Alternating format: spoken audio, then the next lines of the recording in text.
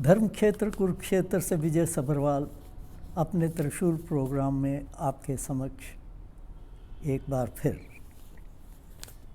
पिछले कुछ दिनों से मैं अपने इस प्रोग्राम में आपके समक्ष नहीं आ पाया कुछ व्यवस्थाओं की वजह से, लेकिन अब क्योंकि 2026 शुरू हो चुका है तो आप सबको 2026 के लिए शुभकामनाएं देना चाहता हूं और उम्मीद करता हूं कि हमारे देश के लिए भी 2026 शुभ रहे, ना कि 2025 की तरह जिसमें यहाँ ऐसा कुछ हुआ जो कि बहुत लंबी कहानी है।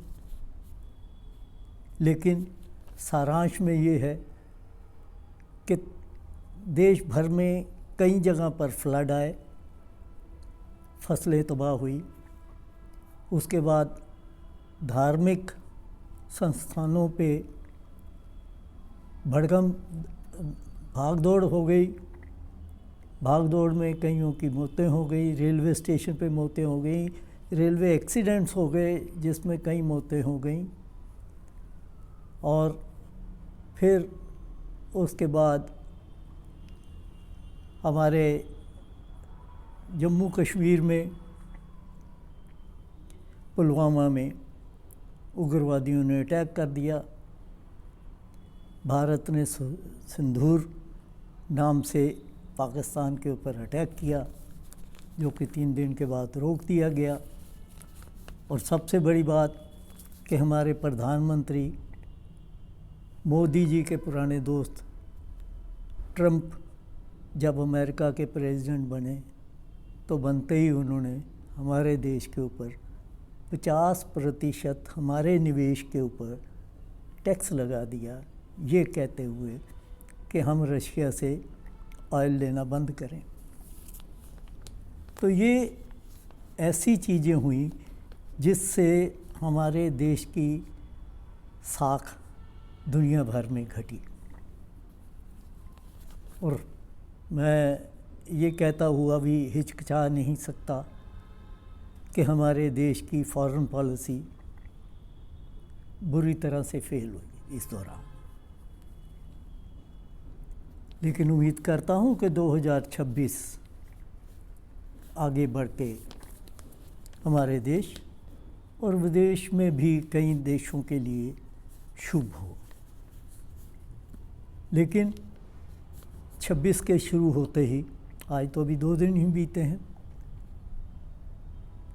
कि न्यूयॉर्क अमेरिका का जो सबसे बड़ा शहर है और दुनिया भर का सेंटर है, जहाँ से कई ट्रेड्स चलती हैं, क्या कुछ सारा कंट्रोल जो है विश्व भर से, चाहे वाशिंगटन जो कैपिटल है अमेरिका की, लेकिन न्यूयॉर्क अपनी एक साख रखता है। तो वहाँ के मेयर जो चुने गए वो एक भारतीय मूल के परिवार से हैं, मतलब उनके माता पिता भारतीय मूल के हैं और ये पहले भारतीय मूल के वहाँ के मेयर चुने गए हैं। जोहरान ममदानी, उन्होंने जब 31 तारीख की रात को, या कह लीजिए 1 तारीख जनवरी को, ओथ ली वहाँ की, तो उसके बाद उन द्वारा लिखा हुआ एक पत्र जो उन्होंने यहाँ भारत की तिहाड़ जेल में बंद पड़े उमर खालिद के समर्थन में लिखा, वो चर्चा में आ गया। आप सबको पता होना चाहिए कि उमर खालिद, जो कि जवाहरलाल नेहरू यूनिवर्सिटी का एक पुराना स्टूडेंट है, वो यूपीए के तहत पिछले 5 सालों से जेल में है और आज तक उसका ट्रायल चालू नहीं हुआ, जमानत तो मिली नहीं। तारीख पड़ती है सुप्रीम कोर्ट में, अगली बेल के लिए अप्लाई किया, तारीख पे तारीख, तारीख पे तारीख, तारीख पे तारीख। मतलब अब तो उन तरीकों की गिनती भी होना बंद हो गई। ये सिर्फ खालिद की बात नहीं है, और भी कई हैं। गोरेगांव में तो तकरीबन कुछ बुद्धिवादी जिनको सरकार खतरा मानती है देश के लिए, ये हैं कि नहीं हैं, ट्रायल नहीं चल रहा, लेकिन अंदर 9 साल से पड़े हैं। उनमें से 1-2 की तो जेल के अंदर डेथ भी हो चुकी है। तो इन चीज़ों को लेके वैसे ममदानी ने तो जो चिट्ठी लिखी वो सिर्फ खालिद के लिए ही, खालिद को ही लिखी। और उस चिट्ठी को जो मैं है पढ़ के आपको बताता हूँ, बहुत छोटी सी 4 लाइनों की एक चिट्ठी है। उन्होंने लिखा,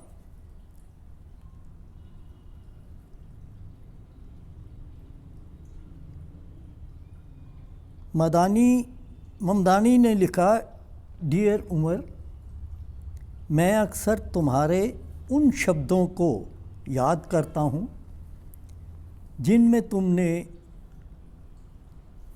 कड़वाहट को खुद पर हावी ना होने देने की बात कही थी। अब आप समझिए कितनी बड़ी बात कह गया। यहाँ हमारे देश में कड़वाहट कितनी फैल रही है।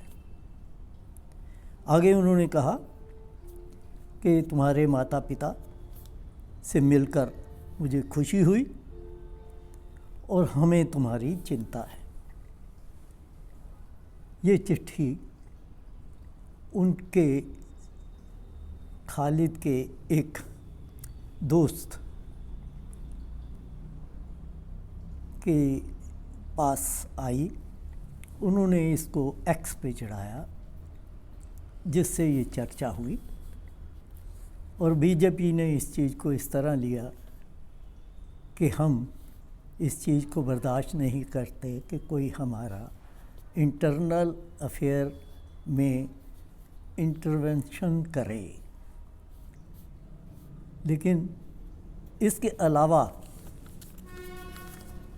8 डेमोक्रेट सांसद अमेरिका के, उन्होंने भी एक चिट्ठी 3 पेज की लिख के हमारे भारत के एम्बेसडर को वाशिंगटन में दे दी, जिसमें इसी प्रकार की उन्होंने ये चीज़ें लिखी कि भारत में आम जनता के जो अधिकार हैं वो उनके ऊपर अटैक हो रहा है और ह्यूमन राइट्स की अवहेलना हो रही है, जो कि उस चिट्ठी में उनका मानना था कि ये किसी भी डेमोक्रेटिक कंट्री, जो हम कहते हैं कि हम डेमोक्रेट हैं, डेमोक्रेसी आया है हमारे यहाँ, अब ये डेमोक्रेसी किस लेवल की बची है, ये तो एक डिबेट की बात है।